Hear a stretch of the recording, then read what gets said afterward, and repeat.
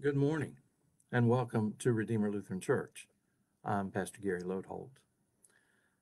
We've been talking about the fruit of the Spirit. St. Paul wrote, "The fruit of the Spirit is love, joy, peace, patience, kindness, goodness, faithfulness, gentleness, and self-control."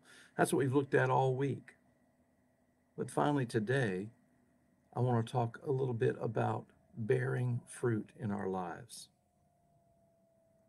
When the Bible talks about bearing fruit, I think it means that that is what God expects for us.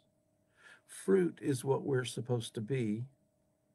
Fruit is what we're supposed to do. And it's what God expects of our actions.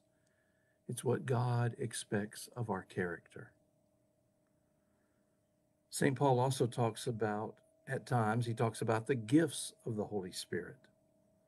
However, when he does that, he's very clear that those are individual gifts.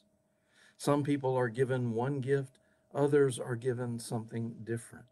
Some can teach, for example, others can serve, for example, and so on. But the fruit of the Spirit is different. We aren't given one or two of those 9 characteristics we've been talking about. No, what is clear is that all Christians should be marked by all 9 facets of the fruit of the Spirit.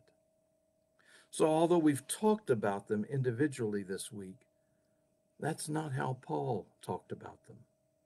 He didn't call them fruits, he called them fruit, singular. Bearing fruit in the Holy Spirit is bearing all of them. And the source of that in our lives is being in the Holy Spirit. Maybe we could think about it like a prism. If you remember a prism from your high school days, perhaps you know it was a triangular piece of glass, and when you shine a light in one side, it comes out the other side and you see a rainbow of color. The one white light is really made up of a spectrum of colors working together, and all the colors are present within the white light. Just like that, with the Holy Spirit, all the fruit of the Spirit is given to us. We are them all. When Alexander the Great was on one of his campaigns of conquest, he learned that one of his soldiers had been continuously misbehaving and shedding a bad light on the character of all the troops. Alexander summoned him and asked him his name. The soldier replied, "Alexander." The commander looked back and said, "Either change your character or change your name."